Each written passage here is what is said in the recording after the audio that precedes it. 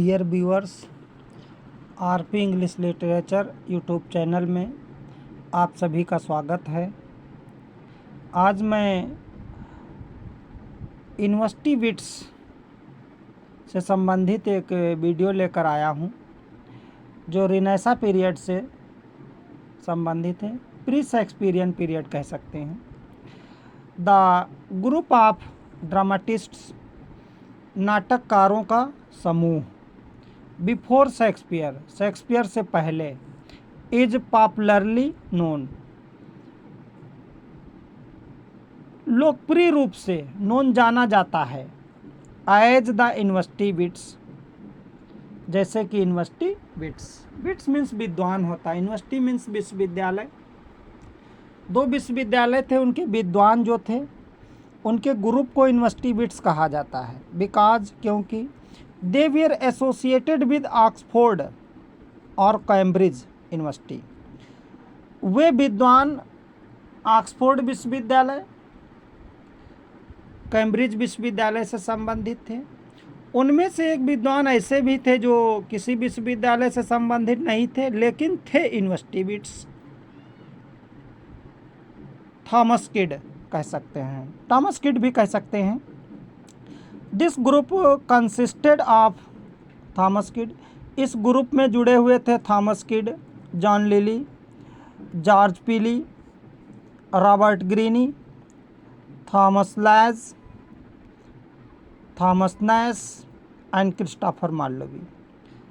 Christopher Marlowe को pioneer कहा जाता है। इन्होंने ट्रेजेडी तो कुछ ही लिखा है, लेकिन उनकी 4 ट्रेजेडी बहुत फेमस हैं। जैसे हम कह सकते हैं Edward second, doctor Faustus, Tamburlaine, और tragedy of Dido, Queen of Carthage कह सकते हैं। Who was the most popular, Christopher Marlowe बहुत लोकप्रिय थे, एंड ग्रेटेस्ट एमंग देम, और उनमें से महान थे।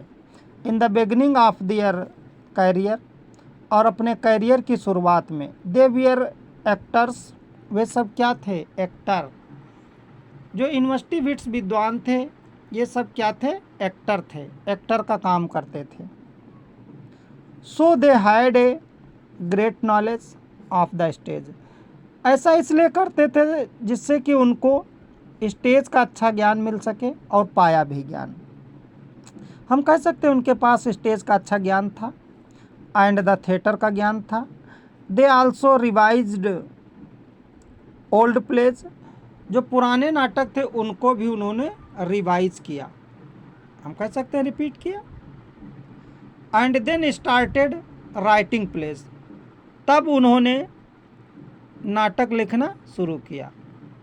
But the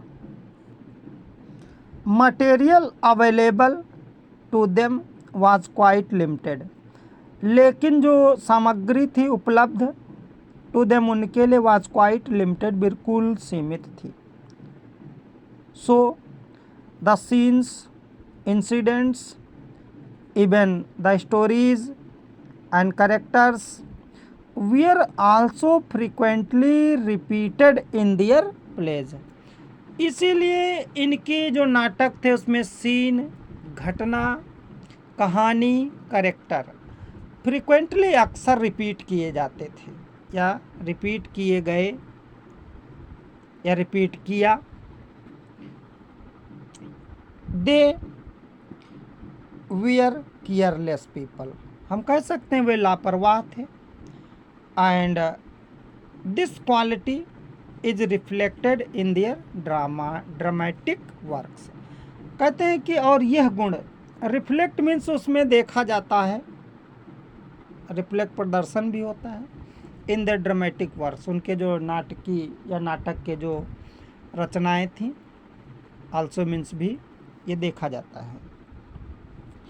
they do not have much importance in their individual capacity, individual capacity में उनमें हम कह सकते हैं नाटक,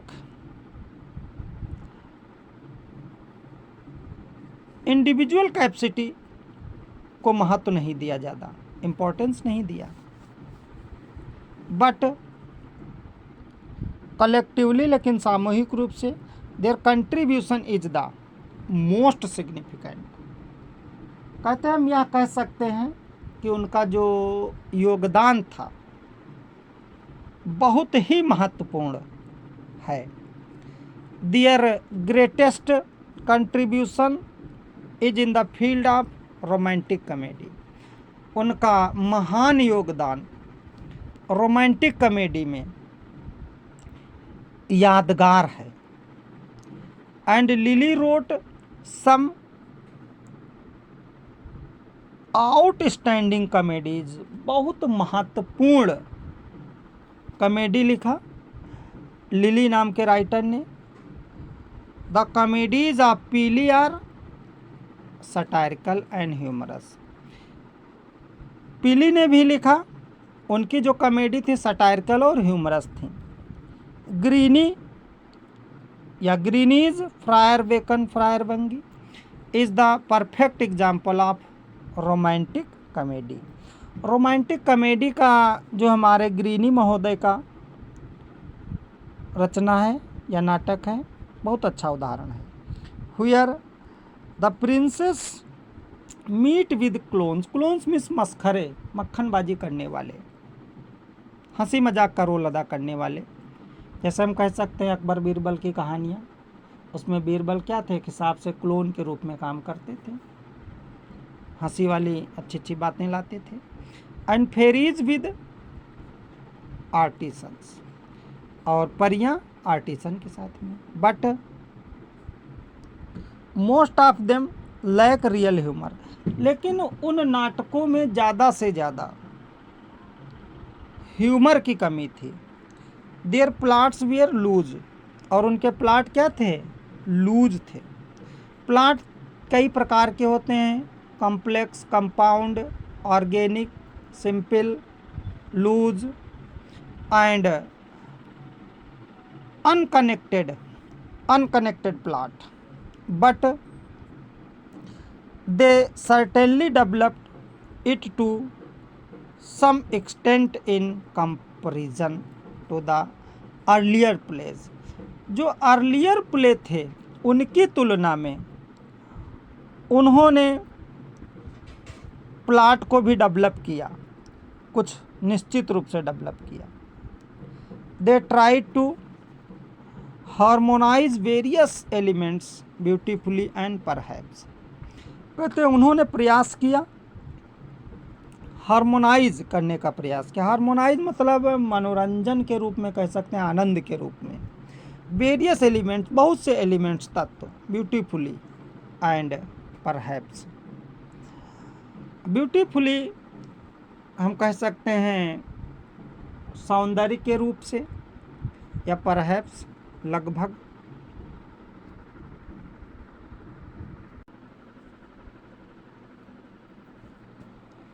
Shakespeare learned the skill of plot. Shakespeare ने स्किल ऑफ प्लॉट को सीखा, या प्लॉट कंस्ट्रक्शन को सीखा। स्किल मीन्स कौशल होता है। From them means university wit से उन्होंने प्लॉट कंस्ट्रक्शन का स्किल सीखा। They also prepared a suitable ground, उन्होंने उचित ग्राउंड, हम कह सकते हैं पृष्ठभूमि, for the historical plays. They means university wits, prepare तैयार किया, उचित पृष्ठभूमि तैयार किया, for the historical plays. And Marlowe and Greene made remarkable contribution, और मार्लोवी ग्रीनी ने महत्वपूर्ण सहयोग दिया। The credit of introducing heroic themes, heroic themes को इंट्रोड्यूस करने का श्रेय इन द ट्रेजेडीज में गोज जाता है टू द यूनिवर्सिटी बिट्स, जो हमारे विद्वान थे, लिली पीली ग्रीनी लाजनेस किडे। पर्टिकुलरली मार्लोवी, विशेष रूप से क्रिस्टोफर मार्लोवी को जाता है ट्रेजेडी में। The dramatists prepared the way, जो हमारे नाटककार थे उन्होंने मार्ग प्रशस्त किया for the later great tragedies, जो बाद की ट्रेजिडी थी। Kyd revived the Senecan tradition, revive किया सेनिकन ट्रेडिशन को, पुनर्जीवन दिया by his Spanish tragedy. Spanish tragedy revenge play है। थॉमस किड ऐसे विद्वान थे जो किसी भी विश्वविद्यालय से संबंधित नहीं थे, लेकिन यूनिवर्सिटी बिट्स कहा जाता है। Marlowe created a great heroic individual, जो हमारे क्रिस्टोफर मार्लवी थे, क्रिएटेड तैयार किया ग्रेट हीरोइक इंडिविजुअल, हीरो व्यक्तिगत रूप से हीरो कह सकते हैं। Introduced the element of struggle in the tragedy, और एलिमेंट ऑफ स्ट्रगल ट्रेजिडी में उन्होंने इंट्रोड्यूस किया। He took it out of the limitation of fate and moral touch, limitation of fate और मोरल टच से इसको उन्होंने लिया या चुना था। इसलिए in the sphere of tragedy, tragedy के क्षेत्र में the university wits make notable contribution, जो हमारे यूनिवर्सिटी बिट्स हैं महत्वपूर्ण योगदान देते हैं।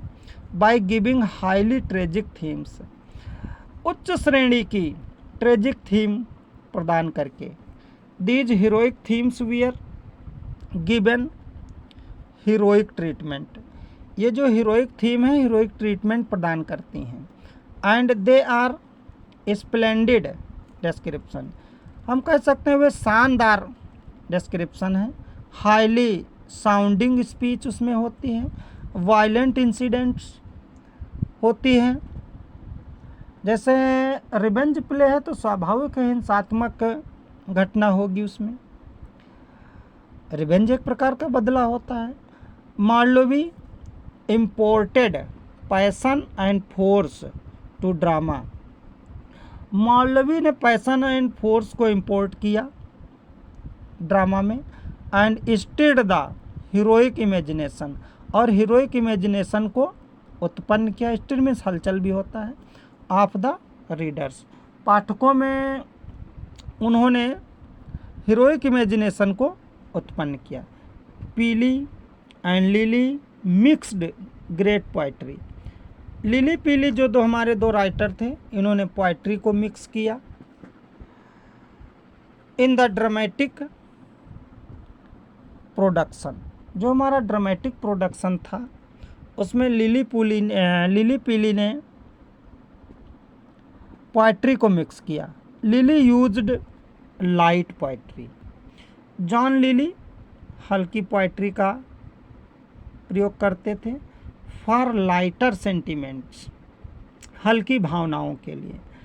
एंड पीली आल्सो इनरिच्ड ड्रामा, उन्होंने भी ड्रामा में पोइट्री को यूज किया विद हिज ग्रेट पोइट्री, अपनी पोइट्री का उन्होंने भी इस्तेमाल किया ड्रामा में। मार्लोवी स्ट्रेंथन ब्लैंक वर्स, मार्लोवी ने ब्लैंक वर्स को ताकत प्रदान किया। एंड इट बिकेम पॉपुलर, यह लोकप्रिय हो गई। एज द माइटी लाइन, मार्लोवी ने ब्लैंक वर्स को इंट्रोड्यूस किया, उसे माइटी लाइन से जाना गया। His poetic power was admirable, उनकी जो पोएटिक पावर क्या है, प्रशंसनीय है। And he made his heroes essentially lyrical, उन्होंने अपने हीरो को आवश्यक रूप से लिरिकल बना दिया। एज डॉक्टर फास्टस, जैसे कि डॉक्टर फास्टस एंड टेम्बरलेन, दो रचनाएं, इसमें तुम्हारी पोइट्री भी है। लिलीज करेक्टर्स, लिली के जो करेक्टर हैं, इन हिज, उनके कॉमेडीज में आर विटी एंड इंटेलेक्चुअल, चपल बुद्धि के हैं, बुद्धिमान हैं। मार्लोवीज करेक्टर्स आर, जो मार्लोवी के करेक्टर हैं, no longer puppet but living individuals. कहते हो पपेट नहीं है, पपेट का मतलब हम कह सकते हैं कि एक प्रकार से मखौल उड़ाने वाले। लिविंग इंडिविजुअल्स, जीवंत व्यक्तिगत।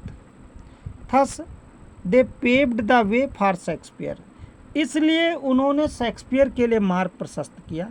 किसने? क्रिस्टोफर मार्लोवी को हम कह सकते हैं। Lyly produced mythological and allegorical plays. Mythological मतलब धर्मशास्त्र से संबंधित, एलिगोरिकल मतलब एलिगरी। हम कह सकते हैं an allegory has double meaning. तो एलिगोरिकल प्लेज लिखा, किसने लिखा? जॉन लिली ने। And the satirical touch is also equally important. Satirical touch को भी महत्व दिया। किसने? लिली ने। Greene gave pastoral plays, Greene ने पास्टोरल प्लेज प्रदान किया। पास्टर मीन्स होता है चराना, पास्टोरल मीन्स देहात होता है, देहाती नाटक दिया उन्होंने ग्रीनी ने। और हिस्ट्री एंड हम कह सकते हैं कि रोमांटिक सटायर भी उन्होंने दिया। He is noted for his poetic style, उन्हें पोएटिक स्टाइल के लिए जाना जाता है। दो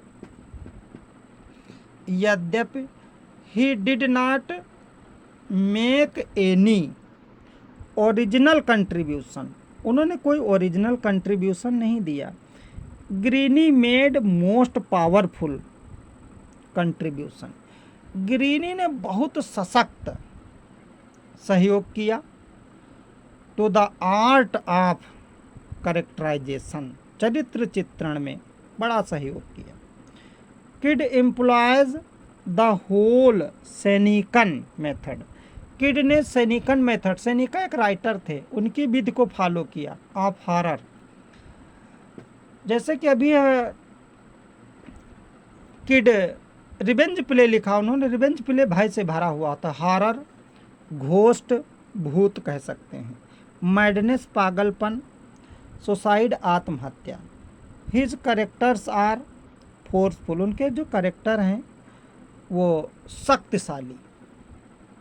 and he contributed a new type of hero, उन्होंने नए प्रकार के हीरो लाने का श्रेय उन्हें ही जाता है। हेजिटेटिंग हीरो लाए, हेजिटेटिंग हीरो हम कह सकते हैं। मालवीज ट्रेजेडीज रिफ्लेक्ट द, मालवी की ट्रेजेडी रिफ्लेक्ट करती हैं, रेनेसा स्पिरिट को रिफ्लेक्ट करती हैं। And move around the single central personality, single central personality के चारों तरफ घूमती हैं उनकी रचनाएं। He gave life and reality to his character, अपने करेक्टर को उन्होंने जीवन और वास्तविकता प्रदान की। The tragic action.